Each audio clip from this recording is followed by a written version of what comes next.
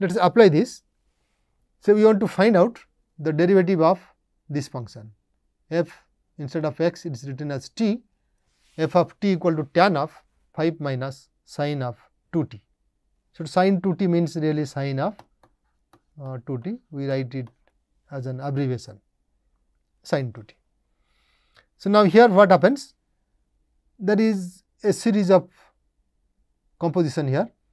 First t to 2t, next 2t to sine 2t, next 5 minus sine 2t, next tan of that.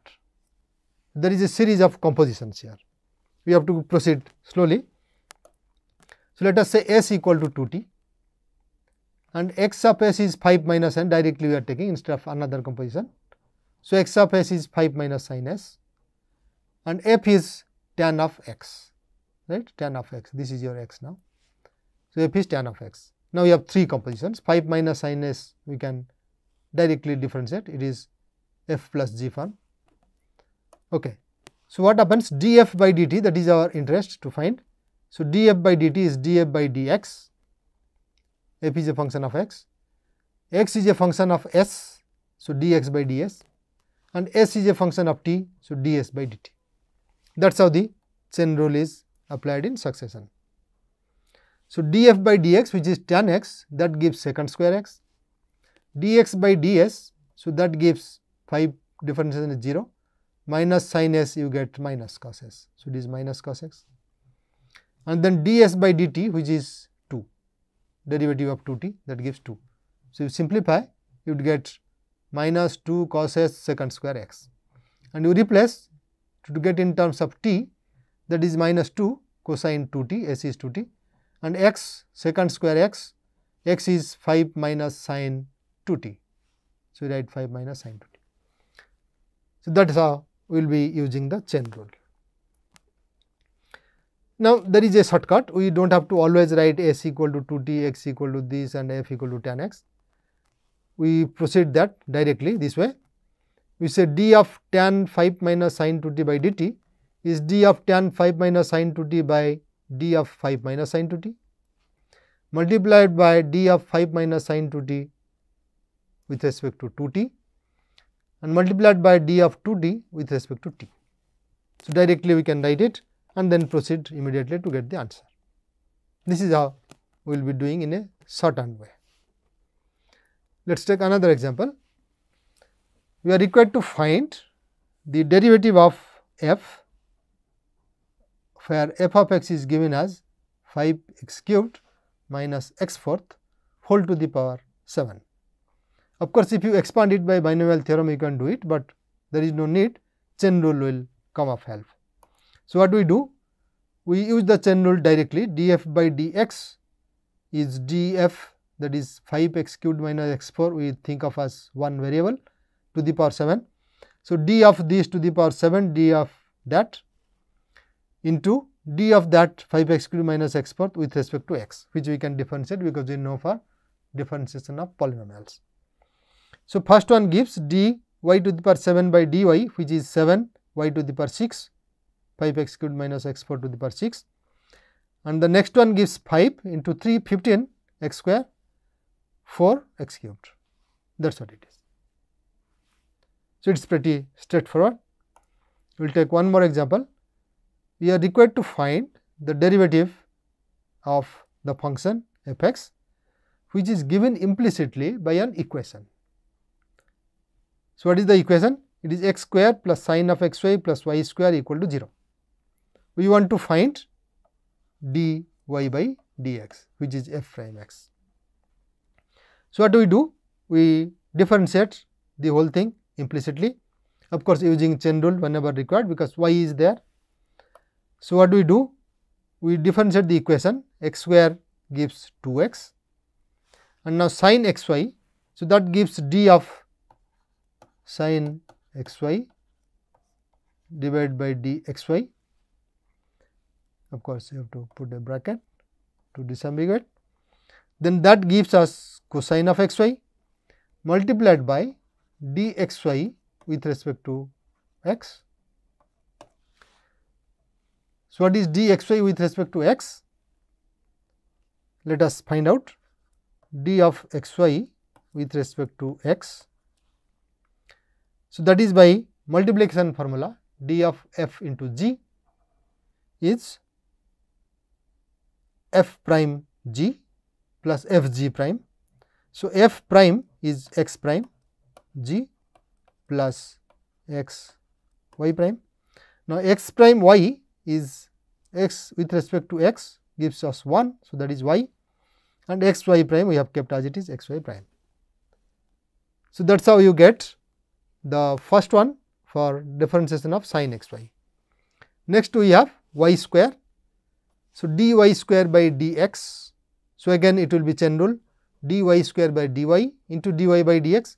So, dy by dx is y prime and dy square by dy is giving 2y. That is how we get the equation.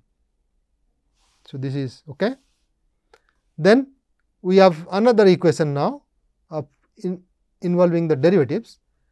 So, we solve it for y prime, keep y prime on one side and all the other expressions to the other side. We get y prime equal to this expression minus of 2x plus y cos x y by 2y plus cos x y. So, that is how we can differentiate implicitly. Okay.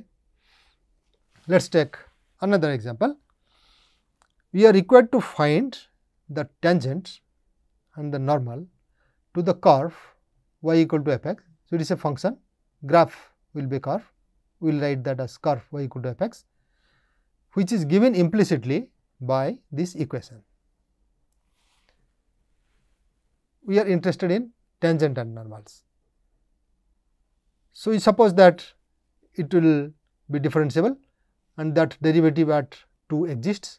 So, that the slope of the tangent can be found out, which is the derivative evaluated at x equal to 2. And once you know the slope of the tangent, you can find the slope of the normal. It is just the perpendicular direction. Then we would find the equation of the tangent and normals using our usual formula y equal to m into y minus y 1 equal to m into x minus x 1, because it passes through one point. So, you have to find out y at 2 also, that point we need. What is that point? When x equal to 2, what is y? So, all these things we have to compute and come back to find the tangent and normals. That is our plan. Okay. So, first we differentiate. Our equation is x cubed plus y cubed minus 9 x y equal to 0. So, differentiate left side and right side. Right side gives you 0. Left side gives x cubed is 3x square and y cubed is again dy cubed by dy into dy by dx. So, dy by dx is y prime and dy cubed by dy is 3y square. Then we go to the other one, again minus 9 x y, minus 9 comes out, it is derivative of x y. So, that we know to be y plus x y prime using multiplication formula. So, left side is 3x square plus 3y square y prime minus 9y minus 9xy prime and the right side is 0. We solve it keeping y prime on one side, taking all the other factors, that is 3x square plus minus 9y to the other side and then divide by this one. So, you would get there is also 3x square minus 9xy, 3y square minus 9x. So, 3 gets cancelled. We would get 3y minus x square divided by y square minus 3x. That is our y prime at any point of its definition if y equal to f x is a function. At x equal to 2, you need all these things. So, now since y prime is this, we would like to find out what is its value at 2. So, you need first what is the value of y at 2. Once you replace x equal to 2 here, at x equal to 2, just use the equation x cubed plus y cubed minus 9xy equal to 0, we would get 2 cubed, x equal to 2 is replaced and y is depending on x. So, y at 2 cubed. So, read this as y at 2 cubed, we write also this way y cubed of 2 is not y cubed, y of 2 cubed minus 9 into 2 into y of 2, that is equal to 0. this gives us, if you simplify this, that y at 2 is equal to 4. So, that means we have the point in the plane which is 2, 4. There we are interested to find the tangent and normal, and we know y at 2 is equal to 4. Since y at 2 equal to 4, you apply it here to compute y prime. So, y prime at 2 equal to 3y, which is now 3 times 4 minus x square, x is 2. So, it is 2 square divided by y square, which is 4 square, minus 3 into 2. So, that gives you y prime at 2 equal to 4 divided by 5. So, now we have got y 2, we have got y prime 2. Then at x equal to 2, the equation of the tangent will be y minus y 1 equal to the slope, which is y prime at 2, 4 by 5 times x minus x 1. So, simplifying, we would get the equation of the tangent as 4x minus 5y plus 12 equal to 0. Then for the equation of the normal, we need the slope. So, if two straight lines are perpendicular, their slopes when multiplied gives us minus 1. So, if the slope of the tangent at that point 2, 4 is 4 by 5, then slope of the normal will be minus 5 by 4. That is what it says, that the slope of the normal at x equal to 2 is minus 5 by 4. Then again we apply the same formula for getting the normal. It will be y minus 4 equal to minus 5 by 4 into x minus 2.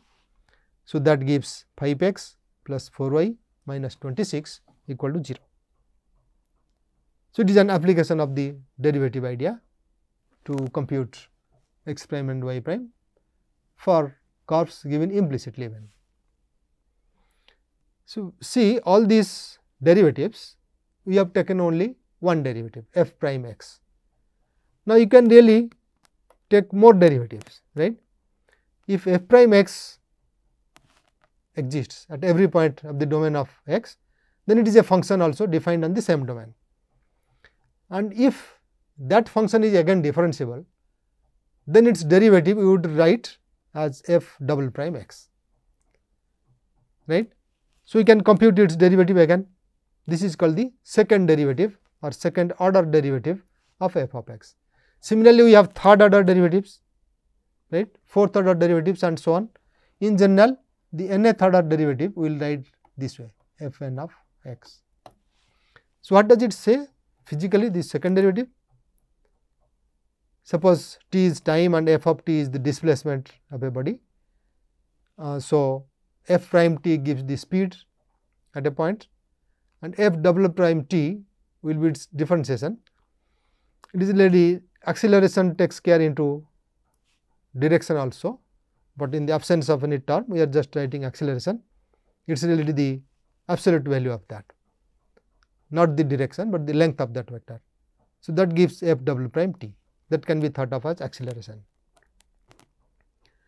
So, if take further derivatives, we may go to f n x. As an example, let us see f of x equal to sin x, then we would get f prime x equal to cos x, that is also differentiable. So, take a double prime x, that gives minus sin x, that is also differentiable. So, that gives minus cos x, that is also differentiable, that gives sin x, right. F fourth again is sin x. After that the pattern repeats, because from sin x we have started. So, after every 4 the pattern will repeat. Similarly, for cos x we would get f prime x as minus sin x, f double prime is minus sin remains, sin x gives cos x. So, minus cos x, f triple prime is again sin x, because minus becomes plus. So, after this we get f fourth x as cos x again, and the pattern would repeat. We will take an example, another example to see how it proceeds. So, suppose we are given the function y equal to f of x, but in parametrically, that is x is a function of t, y is also a function of t. So, x t is given as t minus t square, y is given as t minus t cubed. We are interested in getting the second derivative with respect to x. So, this is also another way of writing second derivative, either you write f double prime x or you can write d2f by dx2. Similarly, the nth derivative will be written as dnf by dxn. Do not confuse this with x to the power n, it is just a notation. So, now coming to second derivative of this, what we do? We compute the first derivative first. So, dx by dt, it is a different function, x of t is given as t minus t square. So, t derivative is 1, t square is 2t, so it gives 1 minus 2t, and dy by dt is 1, t gives 1, t cubed gives 3t square, so 1 minus 3t square. So, that gives dy by dx now. So, what is dy by dx? It is dy by dt multiplied by dx by dt inverse. So, that is divided by dx by dt. That gives here after simplification 1 minus 3t square by 1 minus 2t. So, there is no simplification, it is just as it is, nothing cancels. So, dy by dx is given in terms of t now, 1 minus 3t square by 1 minus 2t. Sometimes it becomes possible to simplify this to express this as a function of x, then directly you can take d2y by dx2, but here it is not. So, you have to go for chain rule and find the derivatives again for t. That is why we write z, let z be equal to dy by dx, that notation will be helpful. So, we find dz by dt, that is d of y by dx, its derivative with respect to t. We apply fx by gx formula derivative. So, that gives first one is f prime x, right. F prime x is 1 minus 3t square. So, that gives minus 60, and gx minus g prime x minus 2 into fx divided by gx square 1 minus 2t square. So, that is dz by dt. If you simplify, that gives 6t square minus 6t plus 2 divided by 1 minus 2t whole square. Now, this is dz by dt, but we want second derivative of y with respect to x, d2y by dx2. dy by dx is z. So, this is dz by dx times dz by dt divided by dz by dt multiplied by dx by dt reciprocal. So, that is dz by dt divided by dx by dt, and we know dz by dt. So, this is 60 square minus this, and we know also dx by dt. So, we can get in terms of t now, that gives 60 square minus 60 plus 2 divided by 1 minus 2t cubed. In fact, we can leave it as there, because that is what we want to find out in terms of t. Sometimes it is possible to express it in terms of x also, but not always. We should be satisfied with once it is expressed in terms of t. So, we have z, which is dy by dx in terms of t, and also its second derivative in terms of t again. So, that is how we will be proceeding with functions given parametrically. So, we stop here.